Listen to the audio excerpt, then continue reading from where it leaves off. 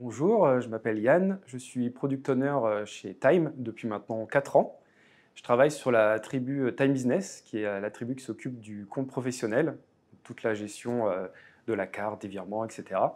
Donc le développement de ces fonctionnalités. Au fil de ma carrière, du coup, comme j'ai commencé en tant que développeur, je suis tout doucement allé vers de la gestion de projet et donc aujourd'hui product owner chez Time. Les missions d'un product owner, c'est assez simple. On part de la naissance d'une idée jusqu'à ce qu'elle arrive en production. Donc la naissance d'une idée, il y a plusieurs points d'entrée. Ça peut être tout simplement une demande du client, une nécessité du client sur l'application Time, et donc on doit répondre à ce besoin. Ça peut être aussi une demande de la direction, qui répondrait du coup à la stratégie de l'entreprise.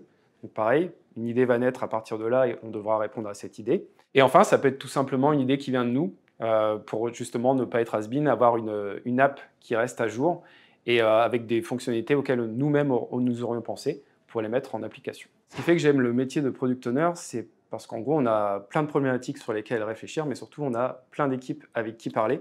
Comme je disais avant, voilà, il y avait la partie chef d'orchestre, donc c'est hyper important de bien discuter avec les différentes équipes et de faire en sorte de bien répondre à leurs besoins. Donc ça va entraîner plein de problématiques. Quand je travaille avec mes développeurs, ça va être des problématiques tech, trouver le meilleur moyen en tout cas de sortir une fonctionnalité et que ça fonctionne correctement.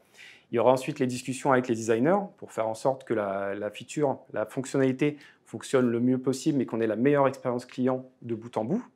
Des discussions avec les testeurs où on va du coup essayer de trouver tous les points d'entrée pour qu'il n'y ait pas d'erreur, pour qu'il n'y ait pas de bug, et ensuite bien tester la fonctionnalité pour qu'elle soit parfaite à la sortie en production. Et enfin, j'ai les métiers qui vont m'apprendre le métier de la banque, tout simplement, comment faire des virements, comment faire des paiements.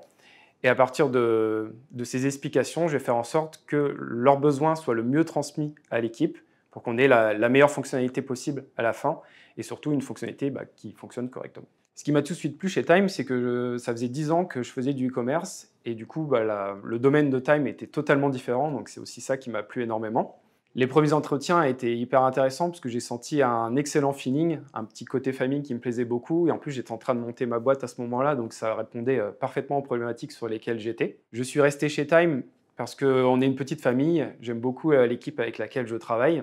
Il y a plein de problématiques auxquelles répondre et à partir du moment où je ne m'ennuie pas, c'est que je suis bien dans une entreprise, donc c'est aussi pour ça que je suis resté chez Time.